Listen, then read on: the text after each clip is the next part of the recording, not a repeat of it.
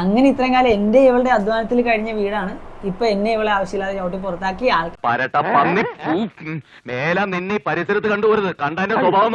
തല്ലി മേടിച്ചെന്ന് കൊല്ലാൻ നോക്കിച്ച് ഇപ്പൊ ജയിലിലാക്കാൻ നോക്കണ്. അല്ല നിങ്ങള് ഞാൻ തന്നെ നോക്കണോ?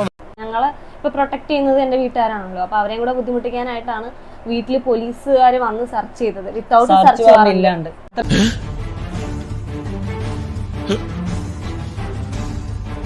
ഇത്രയും കാലമായിട്ട് എനിക്ക് നോട്ടം ഉണ്ടായിരുന്നെങ്കിൽ എന്റെ അച്ഛൻ ഇട്ടേച്ചും പോയിട്ട്, എന്നെ മാത്രമല്ല എന്റെ വീട്ടുകാരെ ഇട്ടേച്ചും പോയിട്ട് 6 വർഷത്തോളമായി. പറഞ്ഞിട്ട് എന്ത് ചെയ്യാനാടാ, ഞാൻ ഇങ്ങനൊരു ദുരന്തനായി പോയി. ഈ വീട്ടിലെ ഏറ്റവും വലിയ ദുരന്തമാണ് ഇവൻ. എന്റെ തള്ളയുടെ തള്ളയെ പോലെ ചവിട്ടിക്കറി വാ. ഈ 6 വർഷമായിട്ട് ഈ സ്വർണ്ണമൊക്കെ എങ്ങനെ നിങ്ങളുടെ കയ്യിൽ തന്നെ ഇരിക്കുന്നു? ഞാൻ അവിടെ കിടന്ന് ബഹളം ഉണ്ടാക്കുന്നത് ആരാണെന്ന് അറിയില്ല. ചങ്ങലക്കിട്ടിരിക്കുക ഭ്രാന്താണെന്നാ തോന്നുന്നു. ഞാൻ ചെയ്യുന്നതിന് ഉത്തരവാദി ഇവളാണെന്നാണ് ഈ നാറിയ സമൂഹം പറയുന്നത്. നീ ഇവിടുന്ന് ഈ വണ്ടി കൊണ്ടുപോകാന്ന് വിചാരിച്ചോ? പാണ്ടിക്കരിമ്പാറ പോലെയാണ്. കിട്ടാത്ത കുറെ മൊണ്ണകൾ നമ്മുടെ ചുറ്റുമുണ്ടല്ലോ, അവന്മാരാണെന്ന് തോന്നി ഈ കരച്ചിലും പിഴിച്ചിലും ഒക്കെ നടത്തുന്നത്. അല്ലാണ്ട് എനിക്ക് ഒരു ലോജിക്ക് മനസ്സിലാവുന്നില്ല.